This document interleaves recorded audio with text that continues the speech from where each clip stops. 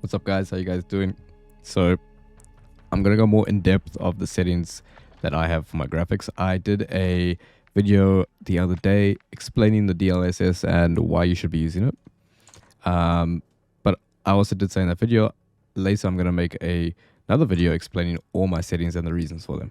Okay, so let's get into it. So video memory scale. I don't really adjust this. I think I increased it, but it doesn't really matter. You can do what you want with this. You set your settings the way I've set them. It won't really task your GPU and you won't use the full 90% of it. Text resolution, that's on normal. All right, it has a high effect on VRAM and a medium effect on CPU. You don't want that playing with your GPU or your CPU while you're, shooting someone and dropping your frames while you're doing so and whatnot. So set that to normal. Texture filter, I set this to low. It doesn't really bother me. It has a medium effect on GPU, so I did lower it. I don't want my GPU being tasked in unnecessary ways. Okay, that's going to be the agenda for the whole day, as you'll see now. Nearby level of detail, high. Low's nearby. Okay, it's not really big of an issue. Distant level of detail, high again. It doesn't really task your VRAM too much.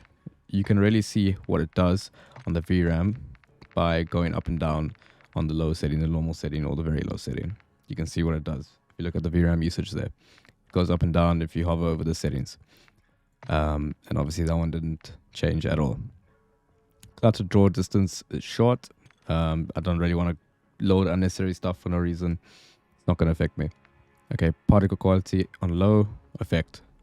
Obviously, GPU usage medium, so that's going to be on low. Particle quality level high. Doesn't really bother me. You can set it to normal if you want, but it won't task your VRAM that much. Okay, bullet impact sprays and persistent damage layers. You can change those to what you want, on or off. Okay, shader quality. That I set to medium because it tasks the GPU a little bit, and you don't want unnecessary stress on the GPU, as I said before. Okay, so this setting requires a restart. If you do change it, do restart your game before you head into a match. Tessellation off. This just adds shape and texture to like walls and floors. It's not a big deal for me, so I turned it off because it has also a medium effect on VRAM and a medium effect on GPU, so I don't see a need for it. Terrain memory, I didn't really change this. You can set it to minimum or maximum. I don't know what the setting is when it's blank. This just sets the allowed memory size for distant terrain textures. On-demand texture streaming, I left that on. Effect on CPU low. All right. I didn't change the allocated texture cache size. I didn't change anything else here. I didn't enable download limits. Nothing was touched. Streaming quality is normal. Volumetric quality medium. That's just your defined lighting, fogs, and clouds. I don't really need foliage like that. Deferred physics quality, I set this to high. There's not much water in the map, and it doesn't really matter. I'll be honest. Water caustics, that's like light waves and rays going into the water. You can leave it on or switch it off. I don't think it has much of an effect on VRAM or your GPU or CPU. So up to you. Completely up to you. Shadow map resolution, I set that to normal. Obviously dealing with the shadows, okay. Screen space shadows are high. It doesn't really matter. You can turn it off completely or put it on low. It doesn't task your VRAM that much. Spot shadow quality, medium. Okay, this can task your GPU because there's so many spotlight shadows in Warzone. Okay, so make sure you have that on medium. Spot cache, medium. Okay, the effect on VRAM is very high. It doesn't really move at the bottom here.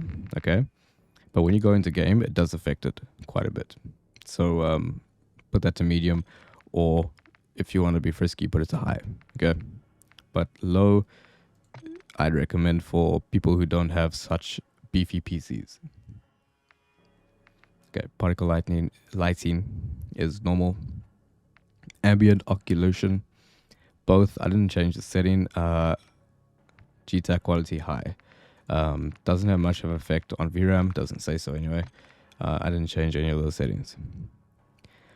Screen space reflections, that's on high. So all of these settings here, they don't affect VRAM or your GPU too much at all, actually, because it's quite stationary things. So they don't move, they don't change as you walk, as you run. Post-processing effects. So I left the NVIDIA Reflex low latency on. Depth of field I turned off because it's very annoying world motion blur and weapon motion blur off because you don't want that. And please don't put film grain on your monitor. Don't do that to yourself, okay? So yeah, those are all my settings.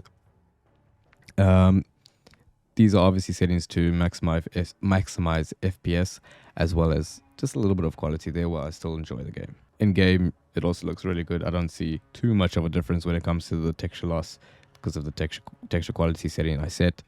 And with the other settings, I don't see too much difference either. So a lot of the settings that Warzone has that you can change are settings that don't really make a difference to the human eye because you're so focused on shooting and maneuvering. You don't really look at the foliage and the graphics and whatnot. So set it to a reasonable amount that gives you a high FPS and allows you to perform at your best. If you want me to clarify something to you, please do ask below.